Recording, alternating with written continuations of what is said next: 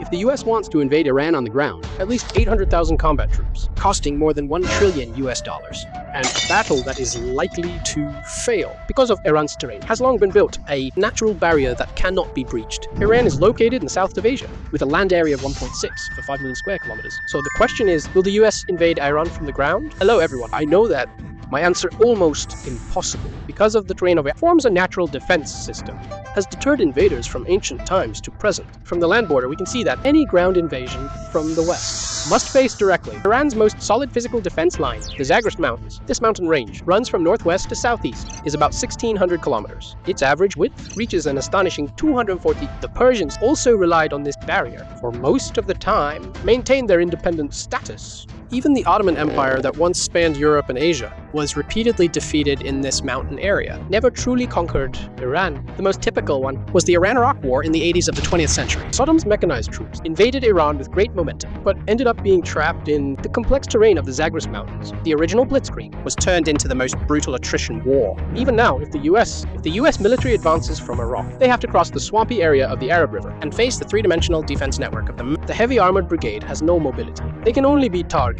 If we say that, if Zagros Mountains block the western gate, then the Elborz Mountains and the Kavir Salt Desert are in the heart of Iran, create an extremely dangerous geographical throat. The Elborz Mountains surround the southern Caspian Sea. It is a typical folded mountain. The east-west length is about 900, with a width of 62, 130 kilometers. It's like a natural defense line. A towering natural defense line is erected, completely blocking the possibility. A large-scale amphibious landing from the Caspian Sea. To the north is the towering Elborz Mountains, and the south is the impassable Kavir Salt Desert. The intersection of these two in the central and northern, the narrow habitable zone is squeezed out. Iran's only megacity, the capital Tehran, is precisely located in this corridor. From a geopolitical perspective, this terrain is very similar to our Hexi corridor. The Gobi Desert is to the north of the Hexi corridor, and the south is mountains, relying on the snowmelt of the Kilian Mountains. Irrigated Wuwe, Janji, Juyuan, Dunhuang, and other oasis cities. It became the only land passage for east-west traffic. The same as Tehran is an oasis hub sandwiched between mountains and rock deserts. This kind of landform means that if the US tries to attack Tehran by land, they cannot deploy troops on the wide plains and carry out a large-scale flanking,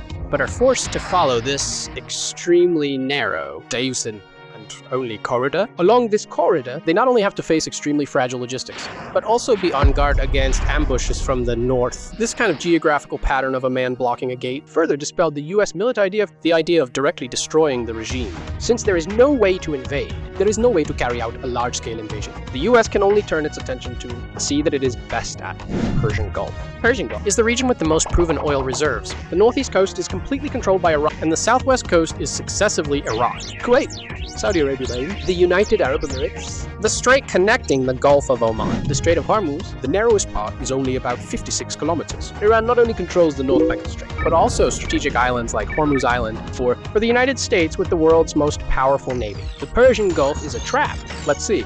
The average depth of the Persian Gulf is about 40 meters. Even the deepest part is only 104 meters. This extreme diving geography are vulnerable to anti-ship patrol and mines fatal strikes. Therefore, the US submarines dare not enter the Persian Gulf rashly. Facing this restricted terrain, Iran's tactics are extremely clever. They don't need to have highly accurate guided weapons. They just need to deploy intensive artillery. Covering this fixed channel, which can definitely severely damage US warships. So we have a saying that goes, a good defender hides in the ground. This is Iran's real confidence. Iran not only has an unbeatable terrain, but also a complete military industry. They put important military factories, missile cities that can assemble long-range missiles, and even Air Force bases for fighter jets, all dug into the ground, 500 meters underground in caves. Facing such an opponent, even if the US military has air supremacy, ground vulnerabilities cannot be exploited. Poor logistics can't keep up, and the terrain is limited. They can only at the border, instructing the Kurds as cannon fodder. They dare not really send troops. In the end, I want to ask, facing such a terrain and well-defended country, the US fleet really dare to fully cross the Strait of Hormuz?